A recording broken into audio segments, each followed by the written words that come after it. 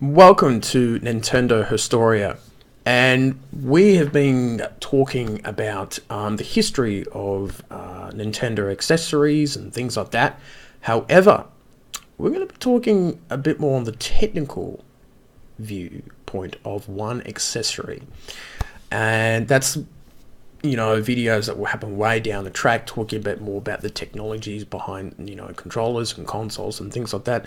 But this item is the NES Zapper, the light ray gun. So let's do a quick little history of it first.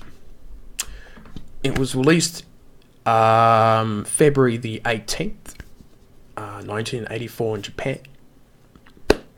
And it was along with the launch of the NES in North America in October 1985, the same month that I was born, over 30 years ago. And of course, the main support games on it was Duck Hunt and Wild Gunman, and you could point at the screen, shoot at the targets, and it would work like that. And it was very, very cool. Now, I do need to do some reading here online, and that's going to require my glasses, I'm afraid. And I know that there's always a bit of glare with my glasses, so that's always a bit of an issue. So reading from a little bit of a website and adding my own thoughts about it, the technology around the Zapper goes back to the mid-30s, when the first so-called light guns appeared after the development of light-sensing vacuum tubes. And the first light game, Ray of Light, developed in 1936 by Seeberg, a company that made parts and systems for jukeboxes back in those days where they were very popular, 40s, 50s and 60s. Players shot at small moving targets mounted with light sensors using a gun that emitted a beam of light. When the beam struck a sensor, the target's ducts registered the hit and a point was scored. Of course, later on down the track, it did hit video game consoles with the game Shooting Gallery for the Manusburg Oculus. That's a tough word for me. In 1972, which is the world's first video game console, not Nintendo. The included shotgun-style light gun was only usable on their own branded televisions, and the game did not sell very well because of it, which is a shame. So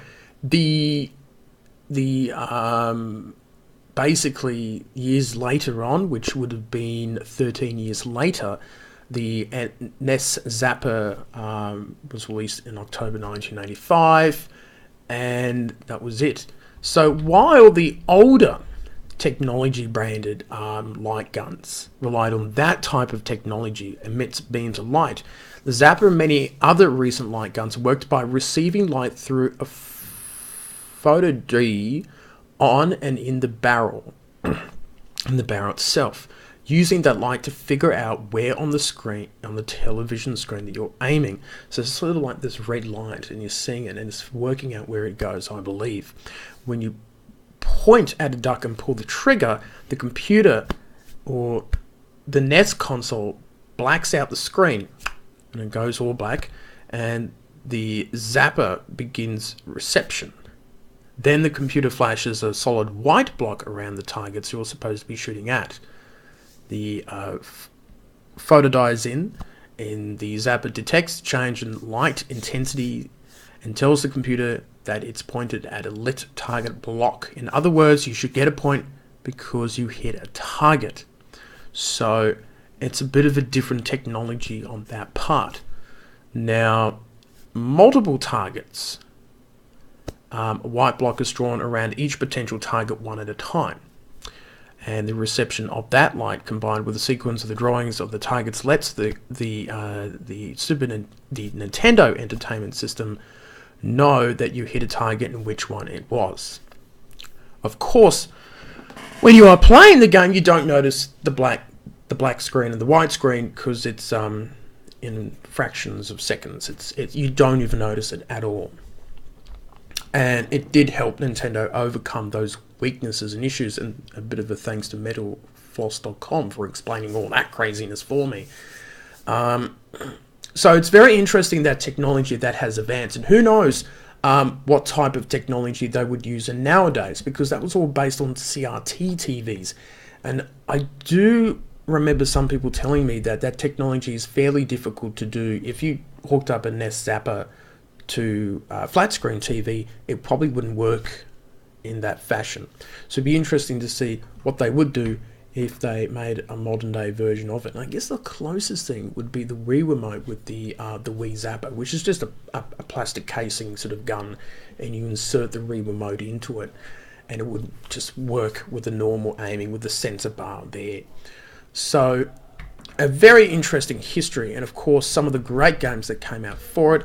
Barker Bill's Trick Shooting, Duck Hunt, of course, Freedom Force, Gotcha the Sport, Gumshoe, Hogan's Alley, The Lone Ranger, Operation Wolf, Shooting Range, To the Earth, Track and Field 2, and Wild Gunman, of course, which was featured in Back to the Future 2, if you did not notice.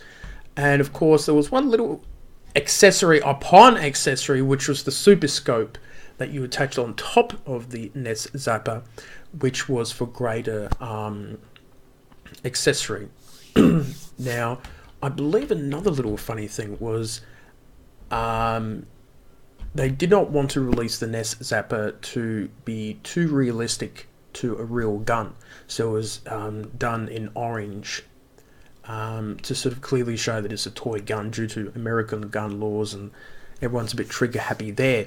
Well, in Japan, I believe the Japanese version was quite lifelike to a real gun.